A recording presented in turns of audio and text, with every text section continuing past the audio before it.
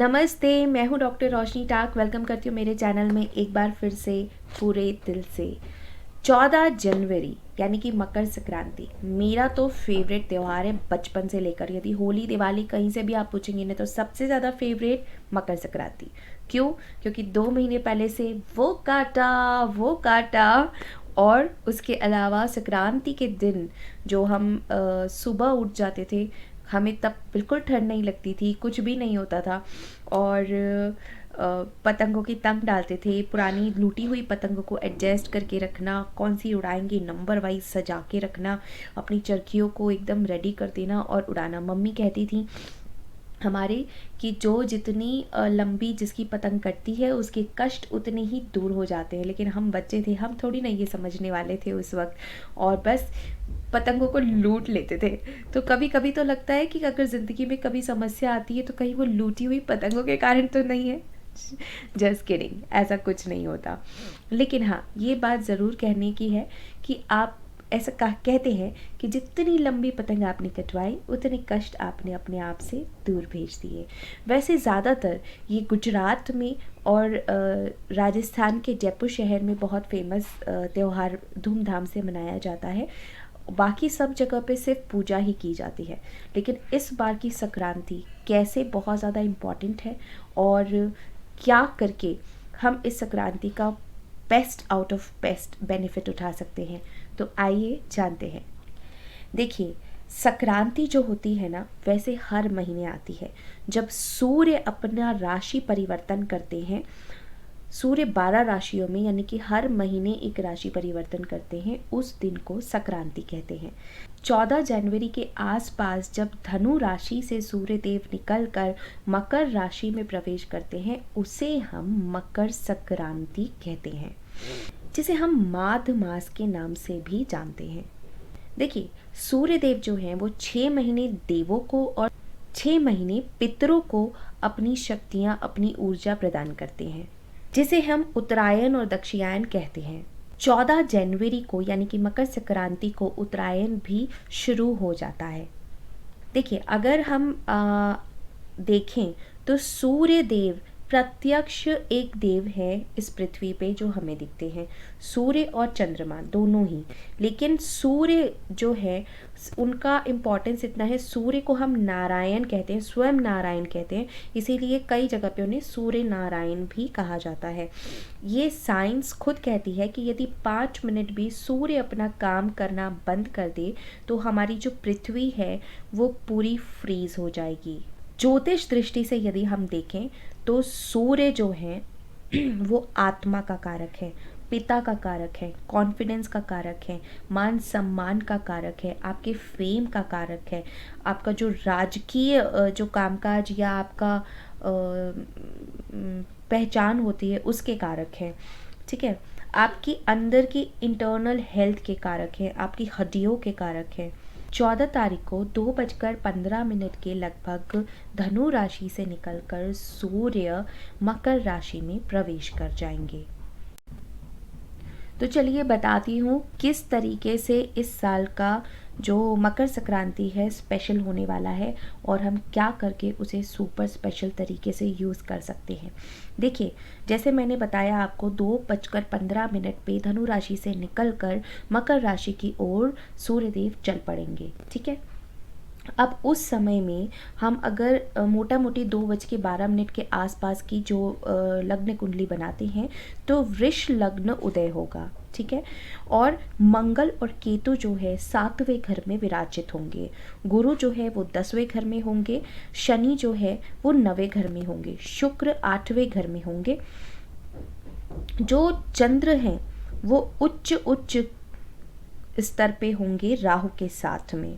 ठीक है, सूर्य जो है उत्तरायण नक्षत्र में होंगे जो कि उनका स्वयं का है, और चंद्रमा खुद जो वृष राशि में है उच्च के होंगे, साथ में राहु होंगे। शनि और बुध श्रव नक्षत्र में होंगे, जो भी चंद्र के अपने नक्षत्र हैं।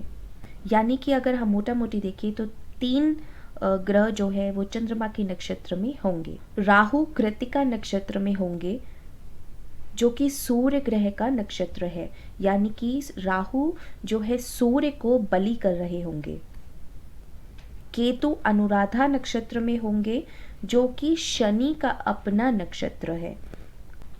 तो देखिए, सबसे पहले इस कुंडली के आधार पे हम ये देखते हैं कि जिन लोगों की भी कुंडली चंद्रमा से ताल्लुक़ रखती है, या तो उनका चंद्रमा अच्छा नहीं है, किसी ऐसे भाव में बैठा है, चंद्रमा से रिलेटेड कोई जिनकी कुंडली प्रभावित है, वो लोग स्पेशली अपना विशेष कर ध्यान रखें, ध्यान से रहें।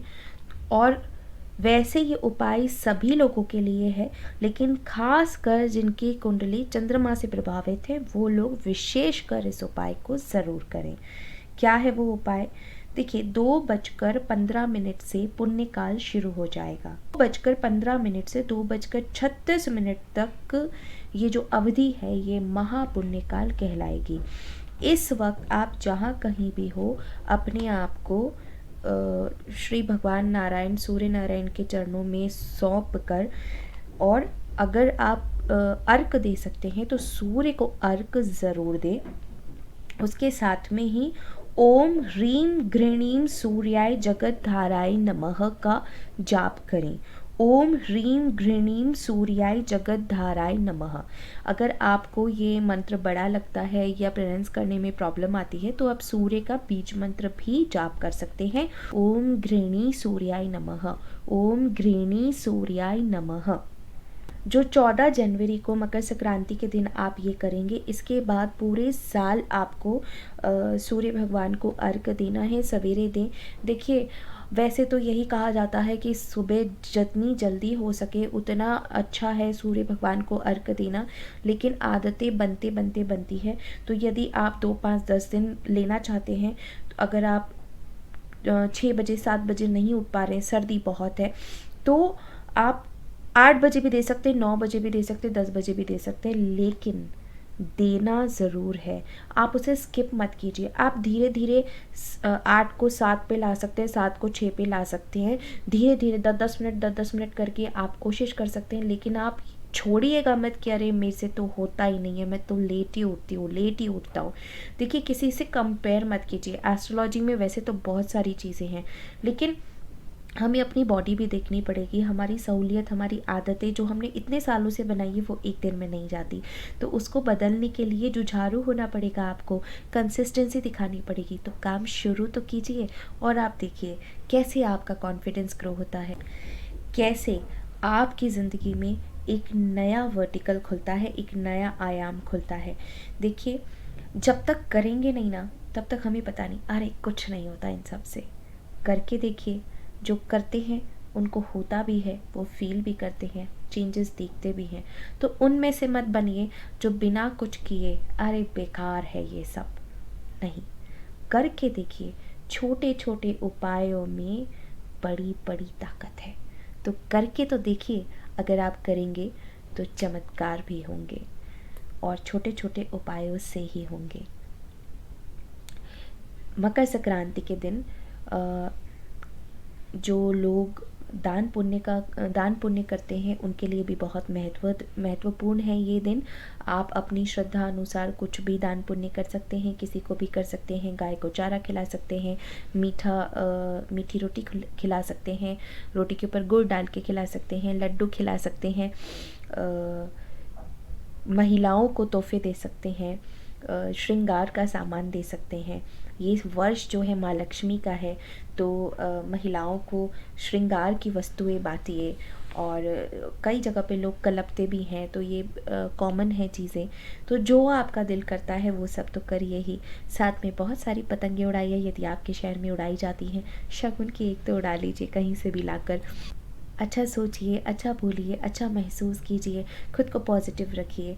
देखिए, जब सूर्य खराब होता है ना, तो हमारे पिता से अनबन हो जाती है, लोग हमें समझते नहीं हैं, हमारा कॉन्फिडेंस वीक हो जाता है, हम कम्युनिकेट करने से घबराते हैं, या 50 लोगों के बीच में जब हम बोलते हैं तो हमारी बात को उतनी इम्पोर्टेंस नहीं दी जाती। हम जो यश चाहते हैं वो हमें यश नहीं मिलता। तो ये सारी प्रॉब्लम सिर्फ एक छोटे से उपाय से यदि जा सकता है, फ्री का उपाय है, फ्री का। क्या हम वो भी नहीं कर सकते? हाँ, जल अर्घ देने के टाइम पे कुछ चीज़ों का विशेष कर ध्यान रखें। जब आप जल अर्घ दें तो वो आपके सिर से ऊपर आपका हाथ हो, इस तरीके से ऊपर से आप दें। जब वो जल नीचे गिर रहा हो तो वो आपके पैरों पे छींटे ना लगाए, या तो किसी गमले के ऊपर रख के दे दें या किसी भी तरीके से दे दें कि आपके पैरों पे छींटे ना लगे। दूसरा, उस जो पानी की धार गिरती है उससे सूर्य भगवान की किरणों को देखने की कोशिश कीजिए। वो वैसे तभी पॉसिबल होगा जब आप अर्ली मॉर्निंग करेंगे, क्योंकि बाद में तो बहुत तेज़ धूप हो जाती है, बट यू कैन ट्राई। जल अर्घ करने के लिए उसमें आप 1 चुटकी सिंदूर, 1 चुटकी जो पीला वाला चंदन होता है, 2-4 गुलाब के पत्ते, 1 चुटकी चावल, थोड़ा सा इत्र, गंगा जल, कुछ भी आप जो आपके पास अवेलेबल हो वो डाल सकते हैं। थोड़ा सा शहद, आप जो आपके पास अवेलेबल हो वो डाल के आप अर्घ दे सकते हैं। दिल से कीजिए, पॉजिटिविटी के साथ कीजिए, सब अच्छा होगा। मैं हूँ आपकी डॉक्टर रोशनी टाक। अपना रखिए ढेर सारा ख्याल। फिर मिलूंगी आपसे जल्दी एक और इन्फॉर्मेटिव और अच्छे वीडियो के साथ। मुझे सपोर्ट करने के लिए मेरे चैनल को सब्सक्राइब कीजिए। जब भी मैं वीडियो अपलोड करूँ उसे देखने के लिए बेल आइकन प्रेस कीजिए। और अगर आपको ये मेरी इन्फॉर्मेशन अच्छी लगती है तो अपने दोस्तों के साथ शेयर भी कीजिए। कॉमेंट में हर हर महादेव ज़रूर लिख के जाइए। जो हम दुनिया को देते हैं वही हमें वापस मिलता है, ये ऊपर वाले का इंसाफ है। तो अच्छाई दीजिए, प्यार दीजिए, अच्छे शब्दों से लोगों का सम्मान कीजिए, लोगों की तारीफ़ कीजिए, लोगों को कॉम्प्लीमेंट कीजिए और अपना कार्मिक अकाउंट बढ़ाइए। जय श्री कृष्णा, राधे राधे, हर हर महादेव। क्या आपकी भी कोई चिंता है? क्या कोई समस्या आपको परेशान कर रही है? इस ब्रह्मांड में ऐसा कुछ भी नहीं जिसको बदला ना जा सके। ज्योतिष शास्त्र में आपकी कुंडली में आपकी हर समस्या का समाधान छुपा हुआ होता है। जरूरत है केवल विश्वास के साथ अपने समाधान को खोजकर उनको क्रियान्वित करने की। यदि आपको भी लगता है कि आपका भाग्य आपका साथ नहीं दे रहा, तो आज ही अपने विचारों को परिवर्तित कीजिए और छोटे छोटे पहलुओं को अपनाकर अपना जीवन सुखमय बनाइए। आज की प्रकृति की अनुपम ताकत लॉ ऑफ अट्रैक्शन व ज्योतिष को अपनाइए। अपनी कुंडली विवेचन हेतु संपर्क करें। एक फोन कॉल या ईमेल के जरिए आप अपना अपॉइंटमेंट बुक कर सकते हैं। तो फिर देर किस बात की, आज ही बुक करिए। मिलिए डॉक्टर रोशनी टाक, ज्योतिषाचार्य व लाइफ कोच से, और सारी अपनी परेशानियों को कहिए अलविदा।